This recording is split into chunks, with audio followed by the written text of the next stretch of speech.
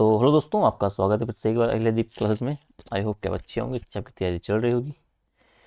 तो आज आखिरी का वो दिन जिसका हम इंतज़ार कर रहे थे, क्योंकि आपका जो उत्तराखंड पेपर 2 है, जो बेसिकली हमारा सिलेबस का अंतिम टॉपिक है, जो हमने टारगेट लिया था बेसिकली 5 पेपर्स का कवर करवाने का। ठीक है, कौन कौन से, उस पर मैंने आपको ये सीरीज़ शुरू की थी। तो मैंने आपको बोला था भाई कि जो आपका हिंदी हो गया, ठीक है, आपका एसए हो गया,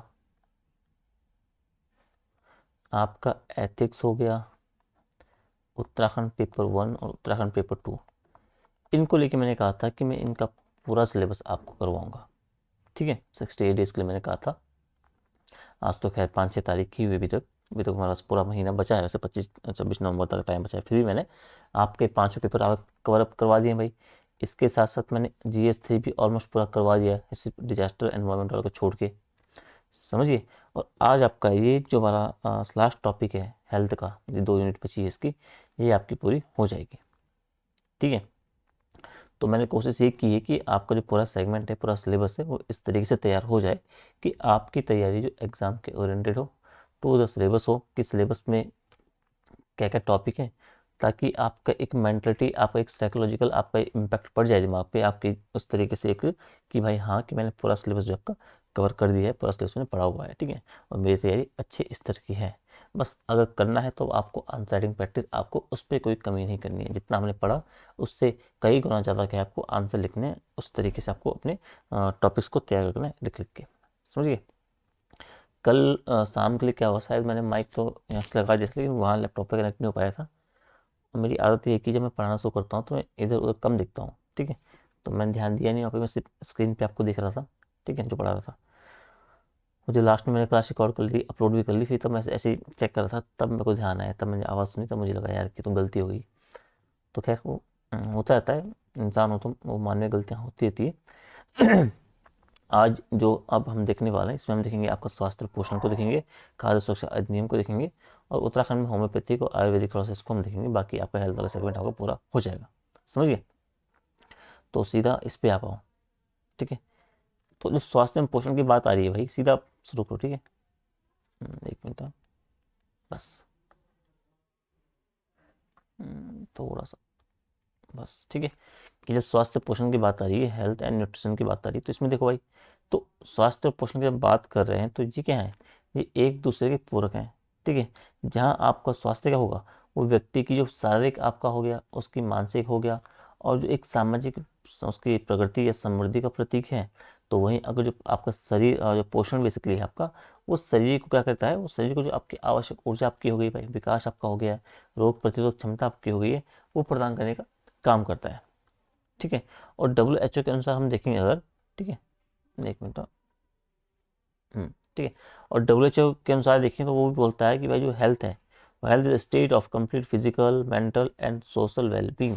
ठीक है, यानी कि हेल्थ, स्वास्थ्य ऐसी अवस्था है जिसमें आपका कंप्लीट आपका शारीरिक, आपका मानसिक और जो एक सामाजिक वेलबींग हो। ठीक है, और भारत जैसा जो विकासशील देश है बेसिकली, वहाँ क्या है, वहाँ स्वास्थ्य की बात हो या पोषण की बात हो, इनकी स्थिति बेसिकली है वो आपकी सामाजिक, आपकी आर्थिक और आपकी जो भौगोलिक है असमानताएं हैं, उनसे भी आपका ही काफ़ी हद तक प्रभावित रहती है। ठीक है, तो ये आपको थोड़ा सा जानते रहना है कि स्वास्थ्य एवं पोषण बेसिकली है क्या। अब इनके आपसे संबंध की आप किस तरीके से देखोगे भाई, कि आपका जो पर्याप्त पोषण होगा, उससे क्या होगा, उससे तो आपकी जो रोग प्रतिरोधक क्षमता होगी किसी व्यक्ति की, वो बढ़ेगी, और जब उसकी रोग क्षमता बढ़ेगी तभी व्यक्ति स्वस्थ रहेगा। हम बोलोगे जो कुपोषण आपका हो गया, संक्रमण आपका हो गया कुपोषण का, आपका विकास में रुकावट की बात हो गई, और जो आपकी कार्य क्षमता में आपकी कमी है, इसका कारण क्या बनेगा, ये बनेगा कुपोषण मात्र। और जो आपका क्या है सुस्वास्थ्य बेसिकली है, वो सीधे आहार की गुणवत्ता की जो मात्रा होती है उससे प्रभावित होगी। समझिए, ठीक है, आपका जो पोषण आपका असंतुलन बेसिकली है, उसका परिणाम क्या है आपका, अगर आपका एक जो पोषण बेसिकली होगा वो डिस्बैलेंस हो जाएगा, तो उससे आपके अंदर एनीमिया की बात हो जाएगी, स्टंटिंग की बात हो जाएगी, वेस्टिंग की बात हो जाएगी, आपका मोटापा हो जाएगा, और जो आपका जीवन शैली संबंधी आपके रोग बेसिकली हैं, तो इन संबंधी आपके रोग और बीमारियां बेसिकली क्या आपको जकड़ लेगी। तो इसलिए आपका जो पोषण है, एक संतुलित पोषण होना अनिवार्य है। ठीक है, तो इनका संबंध आपको थोड़ा सा देखते रहना है। अब भारत में क्या स्थिति है भाई पोषण की, अगर 1921 का NFS उसकी रिपोर्ट की हम बात करें, तो बच्चों में अगर हम स्तन लंबाई कम की बात करें, ठीक है, यानी कि जितनी उनकी उम्र है उस उम्र के हिसाब से उनकी लंबाई जितनी होनी चाहिए थी वो जब होती नहीं है, तो उसे हम क्या बोलते हैं, ई स्टन टिंटिंग ठीक है, मैं प्रोनाउंस सही नहीं करवा रहा हूँ, ठीक है, इसे आपको सर देखते रहना है, ठीक है। वो आपका 35.5% है आपका, ठीक है। और स्टिंग की बात तो ये है, यानी कि आपका शरीर आपका जो वजन, शारीरिक आपका जो वजन बेसिकली है वो आपकी उम्र के हिसाब से कम या ज़्यादा होना, बेसिकली आप इस तरीके से बोलो, मतलब कम की बात करें, ज़्यादा नहीं, ठीक है। तो कम में आपको ये 19.3% आपको ध्यान रखना, आपकी ये स्टिंग की स्थिति आपकी पता लग रही है। आप बोलोगे जो महिलाओं में एनीमिया की बात करोगे, तो 57% महिलाएं क्या आपका एनीमिया से आपकी ग्रसित है। पुरुषों में क्या स्थिति भाई, पुरुषों में आपका लगभग 25% का आपका ये देखने को मिल रहा है। कुपोषित बच्चों की संख्या जो आपका है विश्व में सर्वाधिक आपको देखने को मिल रही है।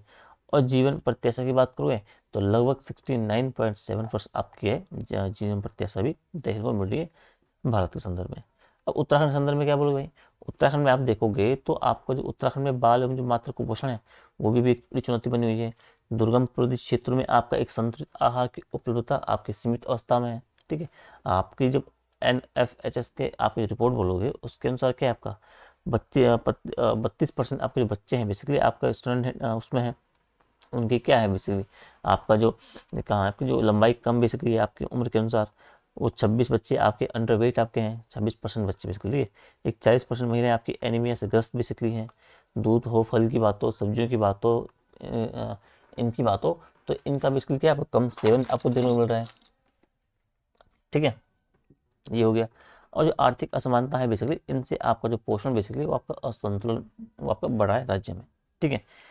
इसमें अगर आप देखो तो 23-24 के अनुसार आपके राज्य में लगभग 992 बच्चे तो ऐसे हैं भाई जो आपके अति कुपोषित बच्चे हैं, लगभग 4223 ऐसे बच्चे हैं जो कुपोषित बच्चे हैं, ठीक है। बजट की बात करो भाई, तो आपका जो महिला एवं बाल विकास में आप देखोगे तो उत्तराखंड जो बजट आपका है तो 2800 करोड़ तो सीधे सीधा आपका महिला और बाल विकास के लिए आपका दिया गया है। उसमें से आप देखोगे तो आपका जो ICDS आपकी योजना होगी, आंगनवाड़ी योजना होगी, आपका सप्लीमेंट्री और न्यूट्रिशन होगा, इनमें आपका एक बजट बेसिकली खर्च किया जा रहा है। अगर आप बोलोगे दूध मिल्क स्कीम की बात करो, उसमें कुछ 13 करोड़ का आपका जो प्रावधान किया गया आंचल अमृत योजना के लिए। आप जो पोषण अभियान आपका हो गया है 2.0, उसमें आपका 150 करोड़ केंद्र के द्वारा दिया जा रहा है, 50 करोड़ राज्य के द्वारा दिया जा रहा है, ठीक है। तो बजट में जितना प्रावधान किया गया, कितना परसेंट बजट इसका आपका आवंटन किया गया स्वास्थ्य सेक्टर के लिए, वाली बात होगी, तो इन डेटा को थोड़ा सा आपका जानते रहना, ठीक है। तो इसमें आपको इतना ध्यान रखना है कि उत्तराखंड में क्या स्थिति है। अब मुख्य सरकारी योजनाओं की बात करोगे आप, जो सेंटर की आपकी है, आप राष्ट्रीय पोषण मिशन की बात करोगे, आप मिड डे मील योजना की बात करोगे, आप ICDS की बात करोगे, आप प्रधानमंत्री मातृ योजना की बात करोगे, आयुष्मान भारत योजना की बात करोगे, स्वच्छ भारत मिशन की बात करोगे, अन्न पूरक पोषाहार की बात हो गई, कुक फूड की बात हो गई, टेक होम राशन की बात हो गई, ठीक है। आपका बेटी बचाओ बेटी पढ़ाओ आपका हो गया, वन स्टॉप सेंटर आपके हो गया, CM महालक्ष्मी योजना आपकी हो गई कुछ सेंटर की, ठीक है। CM बाल पोषण योजना आपकी हो गई, आपका आंगनबाड़ी कर्मी कल्याण कोष आपका हो गया है। तो ये सारी योजनाएं जो आपको किससे संबंधित है, महिला जो बाल पोषण से संबंधित, इसलिए आपको कल्याण से आपका संबंधित है। अब आपको जो राष्ट्रीय पोषण मिशन आपका होगा भाई, इसको खुद से तैयार करना है।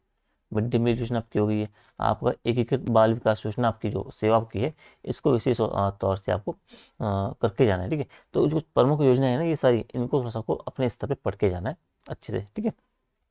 उम्मीद है कि इनसे आपका सवाल बन जाए, समझिए। अब ये आपने देख लिया भाई, अब प्रमुख चुनौतियाँ क्या हैं इनकी बात करो भाई, कि आप बोलोगे कि जो ग्रामीण पहाड़ी क्षेत्र है भाई वहाँ आपका संतुलित आहार है उसकी कमी देखने को मिल रही है, आपका जो स्वास्थ्य और शिक्षा और जागरूकता है उसका अभाव है आपका, ठीक है। आप बोलोगे जो आपका गरीबी आपका हो गया, आपकी बेरोजगारी आपकी हो गई, आपकी एक सामाजिक असमानता आपकी हो गई, ठीक है। आप महिलाओं और जो बच्चों में पोषण असमानता दिख रही है उसकी बात करोगे। आप बोलोगे कि भोजन में बेसिकली क्या है, जो सूक्ष्म पोषक तत्व है आपका जो माइक्रो न्यूट्रिशंस है उनकी कमी आपको देखने को मिल रही है। आपका प्रशासनिक समन्वय आपका क्या है, उसकी मॉनिटरिंग की कमी आपकी हो गई है। आपका जो खान पान है, जो खान पान जो कल्चर बेसिकली है वो बहुत बदल चुका है, उसमें आपका जो पश्चिमीकरण उसका हो चुका है अधिकतम, आपका चाइनीजीकरण आप बोल सकते हो।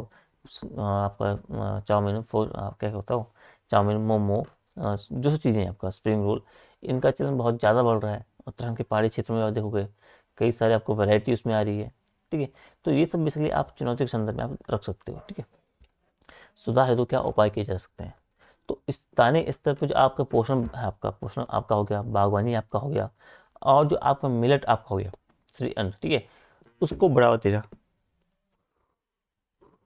ठीक है, तो बढ़ावा कैसे, सरकार क्या कर रही है, सरकार इनका वितरण कर रही है भाई, आपका जो मिड डे मील है उसमें वितरण कर रही है, उसमें आपके जो सेल्फ हेल्प ग्रुप्स हैं उनकी हेल्प ले रही है। ठीक है, तो कहने का मतलब है जो मोटा अनाज बेसिकली उसका ज़्यादा से ज़्यादा आपको उपयोग करना आपका हो गया। ठीक है, स्थानीय स्तर पर आपको पोषण को बढ़ावा देना है, बागवानी को बढ़ावा देना है, आपके एक समेकित नीति का दृष्टिकोण आपको अपनाना होगा भाई। आपके चाहे स्वास्थ्य हो, चाहे शिक्षा हो, कृषि हो, महिला सशक्तिकरण हो, इन विभागों का आपसे आपको समन्वय करना है ताकि बेहतर तरीके से काम कर सके किसी स्पेसिफिक नीति के ऊपर। स्कूल पोषण शिक्षा की बात आपकी हो गई, और व्यवहार परिवर्तन संचार बेसिकली उसमें उसकी बात बोली गई है। आप बोलोगे टेक्नोलॉजी आपका हो गया, उसके बेसिस पे आपको मॉनिटरिंग सिस्टम आपको अपनाना है भाई, जैसे पोषण ट्रैकर ऐप की बात कर लो, आयरन की बात कर लो, फॉलिक एसिड की बात कर लो, विटामिन ए की बात कर लो, इनके लिए सप्लीमेंट जो योजना है इसलिए उनका विस्तार वो करना है। ठीक है, तो बेसिकली इसमें आपको इन बातों का थोड़ा सा ध्यान रखना है। ठीक है, एक मिनट। ठीक है, तो इनको थोड़ा सा आपको ध्यान रखना है। अब इसमें ये आपको बोल रहा है कि आपका जो स्वास्थ्य आपका हो गया, जो आपका पोषण हो गया बेसिकली, वो क्या करता है, वो ना केवल व्यक्तिगत सुख समृद्धि के लिए बल्कि आपका राष्ट्रीय उत्पादकता, राज्य की उत्पादकता, राष्ट्रीय विकास और जो मानव पूंजी है उनके विकास के लिए भी आपका एक बहुत बड़ी उसके लिए इसलिए आपका आवश्यक है। ठीक है, भारत की बात करो, आप उत्तराखंड की बात करो, दोनों को क्या है, कुपोषण मुक्त समाज की दिशा में क्या आपका निरंतर प्रयास करना होगा भाई। ठीक है, और बेसिक कुछ बातें ये भाई जो हमने ऊपर देखा, भारत की स्थिति क्या है, उसमें 35% है, उत्तराखंड में आपका जो अंडर हाइट है आपका 32% है, एनीमिया उत्तर भारत में आपका 57% है, तो उत्तराखंड के संदर्भ में एक 40% का आप लोग बात कर सकते हो। ऊपर में क्वेश्चन आपकी ये है, चुनौतियाँ क्या है इसके संबंध में, पोषण के संबंध में, गरीबी, दुर्गमता, असमानता, उपाय आपका ये होना चाहिए भाई, आपको पोषण बागवानी आपका होना चाहिए, मिलेट प्रचार आपका हो जाएगा, हेल्थ एजुकेशन पर विशेष ध्यान देना है। ठीक है, और लक्ष्य आपका होना चाहिए कुपोषण मुक्त आपका हो गया, स्वच्छ भारत आपका हो गया। ठीक है, तो इन बातों में थोड़ा सा आपको ध्यान रखना है पोषण के संदर्भ में, समझ गए। अब अंतिम टॉपिक आपका है भाई खाद्य सुरक्षा अधिनियम। ठीक है, और इनसे संबंधित जो आपकी चीज़ें हैं, तो ये हम जीएस पेपर 3 में थोड़ा सा देख चुके हैं। ठीक है, वो हमने देखा था कि आपका जो फूड सिक्योरिटी एक्ट है क्या है, कब का है। ठीक है, और इसे थोड़ा सा हम यहाँ पे भी देख लेते हैं। ठीक है, आपका रिवीजन हो जाएगा भाई। तो आप बोलोगे कि जो भारत में आपका खाद्य सुरक्षा है, फूड सिक्योरिटी है, उसका अर्थ जनरली है कि आपका जो भारत का प्रत्येक नागरिक है उसको जो भोजन मिले वो पर्याप्त भोजन मिले, वो भोजन हो वो पौष्टिक भोजन हो, और जो भोजन मिले वो सुरक्षित भोजन मिले, वो भी किस पे, आपके उचित मूल्य पर मिले, और हर समय आपको उपलब्ध होना ही आपका फूड सिक्योरिटी है। तो इतना आपको याद रखना है, ये आपकी सिंपल परिभाषा आपको याद कर देनी है। ठीक है, और ये मानव विकास आपका हो गया, ह्यूमन डेवलपमेंट की बात कर लो, आप स्वास्थ्य की बात कर लो, पोषण की बात कर लो, उनसे क्या है बेसिकली गहराई से आपका जुड़ा हुआ है, समझिए। ठीक है, अब इसकी बात करेंगे बेसिकली, तो ये आपका 10 सितंबर 2013 को आपका लागू हुआ भाई, जो आपका ये नेशनल फूड सिक्योरिटी एक्ट आपका है, एनएफएसए है। ठीक है, इसका उद्देश्य क्या है आपका, कि गरीब और जो कमज़ोर वर्ग हैं उनको सस्ती दरों पर आपको अनाज उपलब्ध करवाना है, ताकि जो भूख और जो कुपोषण को बेसिकली क्या है एक समाप्त किया जाए इस चुनौती को। मुख्य विशेषताएं आप क्या बोलोगे भाई, कि आपके जो लाभार्थी बेसिकली हैं ग्रामीण क्षेत्र के 75% और शहरी क्षेत्र के 50% जनसंख्या को कवर करता है। कुल मिला के क्या है, लगभग 81.35 करोड़ लोग इससे लाभान्वित हो रहे हैं। 81 करोड़ लोगों को मुफ्त राशन देना मतलब एक बड़ी चुनौती है। ठीक है, आप बोलोगे कि प्रति व्यक्ति को 5 किलोग्राम खाद्यान्न दिया जा रहा है भाई, चावल, गेहूँ और मोटा अनाज दिया जा रहा है प्रति माह। चावल आपका 3 रुपये किलो आपका दिया जाता है, गेहूँ 2 रुपये किलो, मोटा अनाज 1 रुपये प्रति किलो आपको प्रति माह दिया जा रहा है। ठीक है, आप अंत्योदय अन्न योजना की बात करोगे इसके अंतर्गत, आप बोलोगे जो सबसे गरीब परिवार हैं उनको बेसिकली 35 किलोग्राम खाद्यान्न प्रति परिवार प्रति माह दिया जा रहा है। महिला सशक्तिकरण की बात करोगे, क्योंकि राशन कार्ड जो बेसिकली होता है 18 वर्षीय अगर परिवार में ऊपर की महिला है तो वरिष्ठ आपकी जो महिला बेसिकली होगी उसके नाम पर रहता है। ठीक है, तो उसको मुखिया माना गया है, तो यहाँ पे एक महिला सशक्तिकरण का आपका एक पहलू पे आप काम कर रहे हो भाई। आप पोषण सुरक्षा की बात कर रहे हो, कि जो आपकी गर्भवती महिलाएं आपकी हुई है, स्तनपान करने वाली माताएं आपकी हुई है, 6 माह या 14 वर्ष तक के जो बच्चे आपके हो गए, उनके लिए बेसिकली आपका जो मुफ्त आपका भोजन है, टेक होम राशन की जो बातें हैं उसके लिए पात्र आपकी हो जाती हैं। आप ग्रामीण संस्थागत ढांचे की बात करोगे, आप बोलोगे जो आपका TPDS है। ठीक है, यानी कि जो आपका टारगेटेड पब्लिक आपका डिस्ट्रीब्यूशन सिस्टम बेसिकली है उसके तहत लागू किया गया है। आप बोलोगे इसलिए राज्य सरकारें आपके जिम्मेदार हैं लाभार्थियों की पहचान करने के लिए, आपके वितरण प्रणाली के लिए। तो इन प्रावधानों को थोड़ा सा आपको जानते रहना है इसके संबंध में, समझ गए। इसी संबंध में बेसिकली अन्य जो हमने ऊपर देखा कि इसमें अन्य बोल रहा था ना कि खाद्य सुरक्षा अधिनियम और इत्यादि, तो अन्य कौन कौन सी आपकी योजनाएं सरकार की चल रही है। आप बोलोगे प्रधानमंत्री गरीब कल्याण अन्न योजना, ये आपको पता है कोरोना के टाइम पे शुरू हुई थी 20 में, ठीक है। इसके अंतर्गत जो आपके आ रहे हैं NFSA के अंतर्गत जो आपके सभी लाभार्थी आ रहे हैं उनको 5 किलोग्राम के अतिरिक्त खाद्यान्न जो मुफ्त राशन बेसिकली दिया जाना। और इसी क्या है बेसिकली अब देखोगे आप तो स्थायी रूप से 23 से मुफ्त राशन योजना के रूप में आपका जारी रखा गया है। समझिए, मिड डे मील योजना की बात करोगे आप कि भाई स्कूल जाने वाले बच्चों को पौष्टिक भोजन दिया जाए, ठीक है, पोषण सुधार हो, शिक्षा में उनका जो उपस्थिति दर है बेसिकली उसे बढ़ाया जाए। 2021 में इसका नाम क्या बदला गया, प्रधानमंत्री पोषण शक्ति निर्माण योजना बेसिकली किया गया। इसको थोड़ा सा को जानना है, ठीक है। आप बोलोगे ICDS की बात करोगे, यानी एकीकृत जो बाल विकास सेवा आपका हो गया भाई, आपको 0 से 6 वर्ष तक के बच्चे की बात हो गई, गर्भवती और जो स्तनपान करने वाली महिलाओं की बात हो गई। तो इनके लिए क्या है आपका पोषण स्वास्थ्य जांच और जो आपकी पूर्व प्राथमिक शिक्षा बेसिकली उन सबको इसके अंतर्गत आपका रखा गया है। और ये बेसिकली आपका जो आंगनबाड़ी केंद्र इसके संचालक हैं, इनके माध्यम से इन योजनाओं को बेसिकली आपका किया जा रहा है, कार्यान्वित किया जा रहा है, ठीक है। पोषण अभियान की बात करोगे आप कि भाई 2018 में आपका शुरू हुआ था, कुपोषण मुक्त भारत करना इसका लक्ष्य था। Data drive monitoring system basically आपका जो है पोषण ट्रैकर ऐप के माध्यम से इसके ऊपर इसकी निगरानी की जा रही है। प्रधानमंत्री मातृ वंदना योजना की बात करोगे आप बोलोगे जो गर्भवती और जो स्तनपान करने वाली महिलाएं हैं उनको 5,000 की नगद आपकी सहायता दी जा रही है, पोषण और जो आपको स्वास्थ्य सुधार है उस लिए। समझ गए, ठीक है। अब अगला ये है कि आपका जो अन्नपूर्णा योजना है, समझिए, यानी जो 65 वर्ष से अधिक आयु के जो आपके गरीबी रेखा से नीचे के आपके बुजुर्ग हैं उनको बेसिकली 10 किलोग्राम आपका प्रमुख आपका खाद्यान्न दिया जा रहा है। समझ गए, तो ये कुछ प्रमुख आपकी योजना है जिनके बारे में आपको थोड़ा सा जानते रहना है, ठीक है।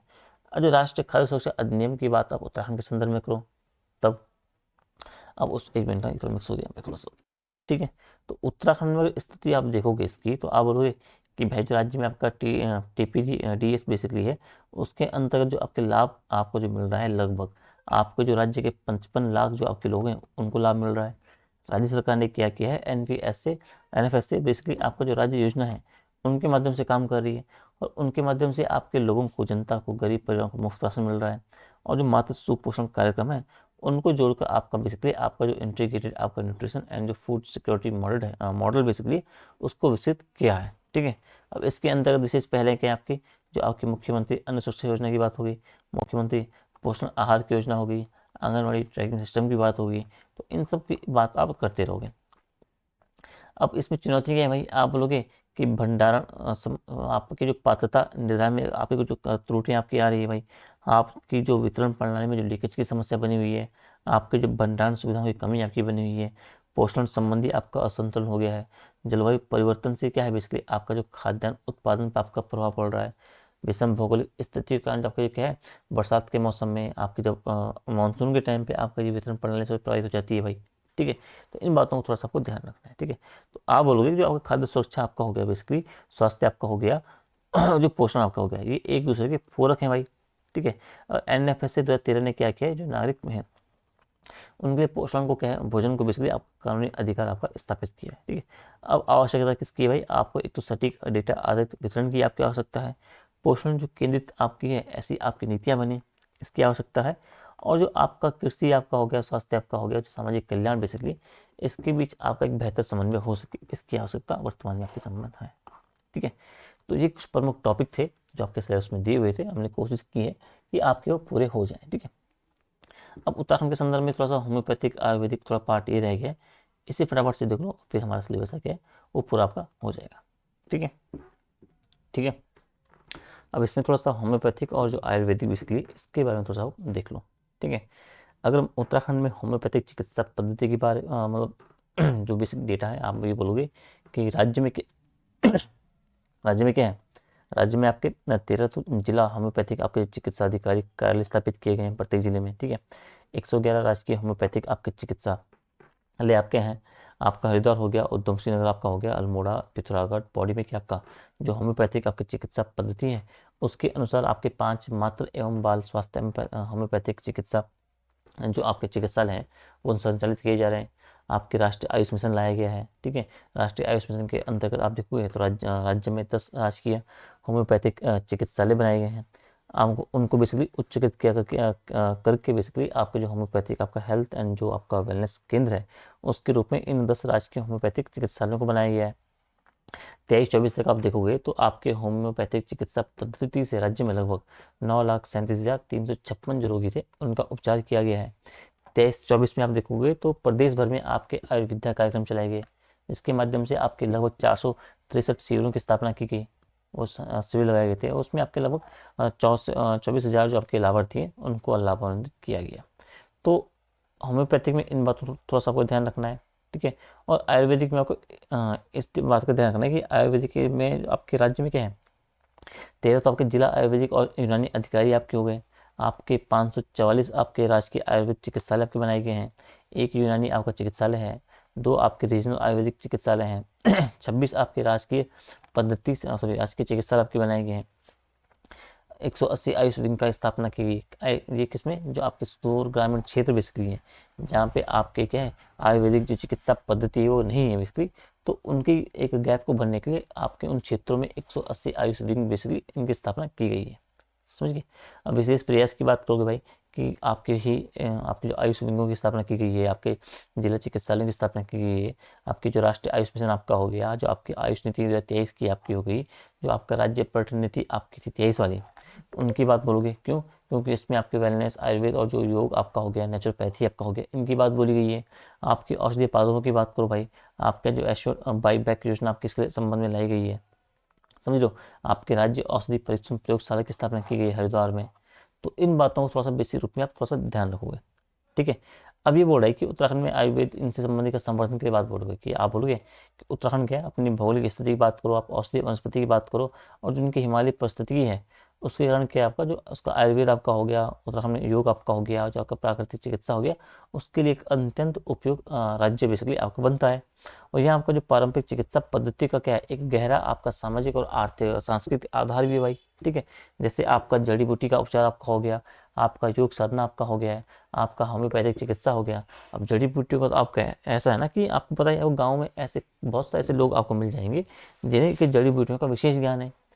बुखार की बात हो, सरद की बात हो, यहाँ तक कि सांप का काटना, बिच्छू का काटना, समझ लो, मकड़ी के काटने से जो आपकी बीमारियां हो जाती है बेसिकली, जो आपकी चुनौतियां आती है, उनके संबंध में आपका जो विशेष ज्ञान आपका जड़ी बूटियों का वो उपचार है वो आपका काम आता है।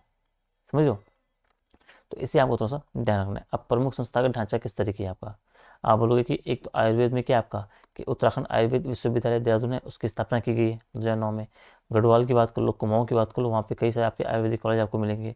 आपकी औषधीय पौधों की खेती हेतु क्या आपका आपका जो मेडिकल आपका जो प्लांट बोर्ड है उसकी स्थापना की गई है। समझिए, योग एवं प्राकृतिक चिकित्सा की बात करोगे आप, उसमें क्या है, उसमें आपका जो पतंजलि आपका योगपीठ हरिद्वार उसकी बात करोगे, उसमें आपको विश्व स्तरीय योग और आयुर्वेद केंद्र उसमें बना हुआ है। आप आयुष वेलनेस सेंटर हैं जिलों में स्थापित किए गए हैं योग और प्राकृतिक चिकित्सा के लिए। आप जो योग आरोग्य आपका केंद्र आपके हो गया, जो आपका डिस्ट्रिक्ट योगा वेलनेस सेंटर आपके हो गए, इनमें आप इनका बात करोगे। आप बोलोगे होम्योपैथी में क्या आपका जो राजकीय होम्योपैथी चिकित्सालय आपके बनाए गए हैं भाई प्रत्येक जिला में। आपका जो होम्योपैथिक आपका मेडिकल कॉलेज आपका जो हॉस्पिटल है ऋषिकेश हरिद्वार, ऋषिकुल हरिद्वार में, उसकी बात करोगे आप, तो संस्थागत ढांचा के रूप में आप इन बातों का उल्लेख कर सकते हो। समझ गए।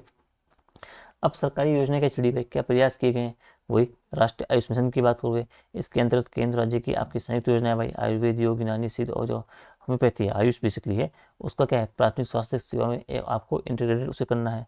आप हर्बल गार्डन की बात कर लो, आप ड्रग टेस्टिंग लैब्स की बात कर लो, आपका आयुष हेल्थ और जो वेलनेस सेंटर है उसकी स्थापना की बात कर लो, तो ये सब चीज़ें आपको उसके अंतर्गत देखने को मिलेगी।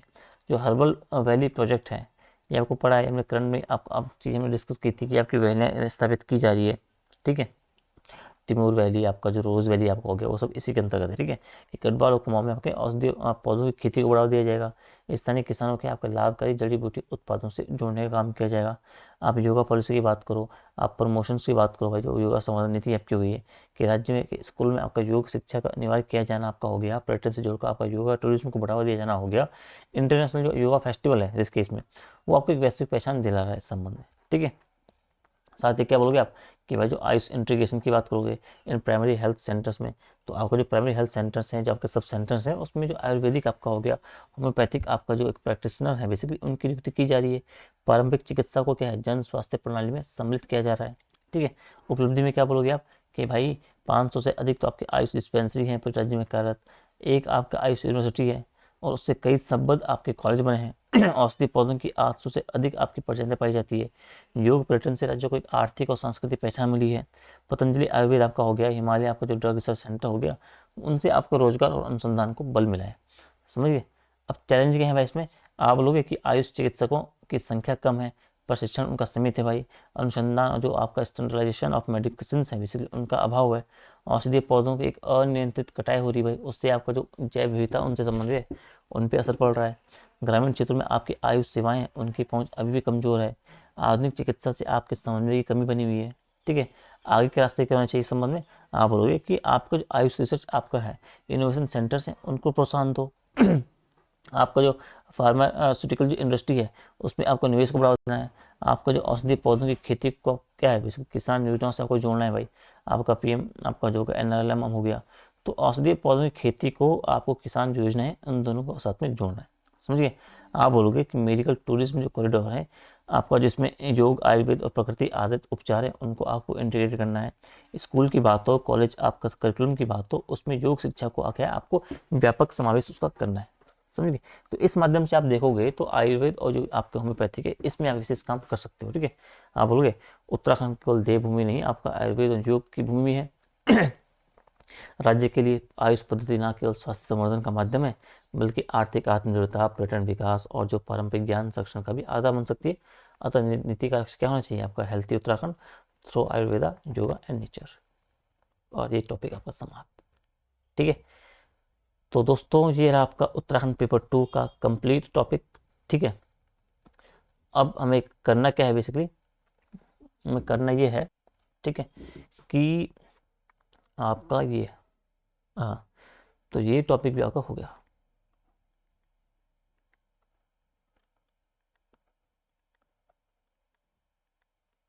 ठीक है। ये टॉपिक आपका हो गया है, इसे कर देते हैं हम पूरा लाइट लाल।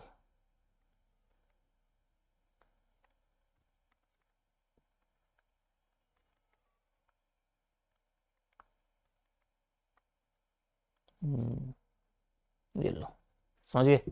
यानी आपका उत्तराखंड पेपर 2 अब देखो भाई केरला लाल अब लग रहा है। ठीक है।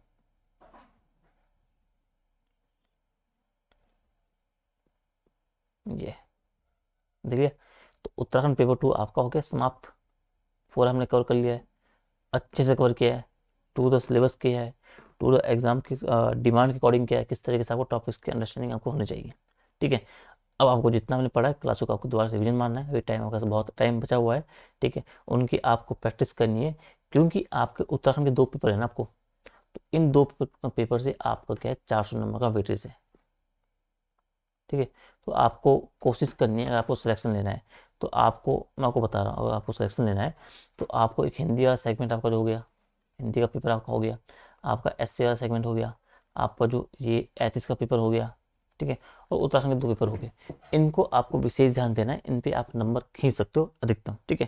क्योंकि जीएस के जो 3 पेपर बेसिकली हैं वो 600 नंबर का वेटेज है, लेकिन उनके अंदर का जो है सब्जेक्ट आपके बहुत ज़्यादा हैं, 14 से 15 आपके सब्जेक्ट है, उन्हें पढ़ना है। तो उन्हें इतने कम टाइम में बहुत मतलब चैलेंजिंग रहेगा आपको सारे टॉपिक को अच्छे कवर अप करना। ठीक है।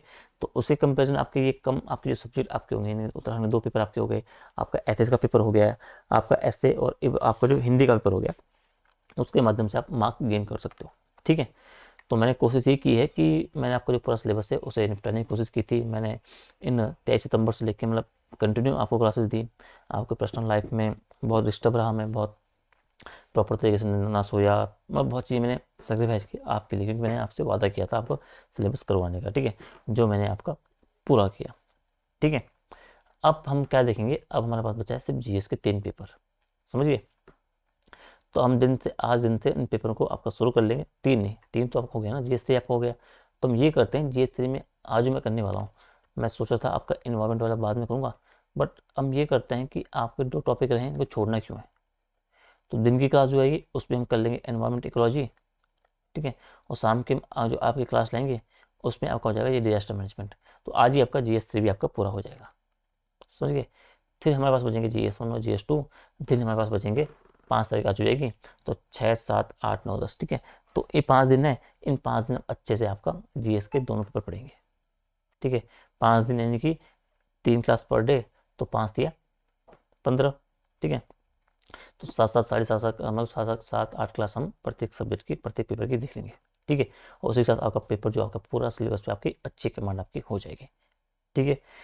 तो अगर वीडियो को आपने यहाँ तक देख लिया तो आपको बहुत बहुत धन्यवाद। अब आपको वीडियो पे जाके एक अच्छा सा कमेंट करना है, लाइक शेयर करना है, ठीक है। वीडियो को, चैनल को सब्सक्राइब करना है, मैक्सिमम बच्चों तक आपको वीडियो को शेयर करना है, और कमेंट आपको जरूर करना है, फीडबैक आपको देने हैं कि आपको ये पूरा सीरीज कैसे लगी, किस तरीके से आपको तैयारी लगी, मतलब किस तरीके से आपको पैटर्न आपको लगा, आपके दोनों पेपर आपके हो गए, मतलब जितनी हमने चीज़ें डिस्कस की, ठीक है। तो मिलते हैं आपको दिन में GS 3 का जो टॉपिक बचे हैं उनके साथ। तब तक ध्यान रखिए, अच्छे से तैयारी करिए, और अच्छे से आपको आंसर लिखना है, अच्छे से आपको आंसर की प्रैक्टिस करनी है, ताकि आप अच्छा परफॉर्म कर पाओ एग्जाम में, ठीक है। तो मिलते हैं दिन में, तब तक के लिए टाटा बाय।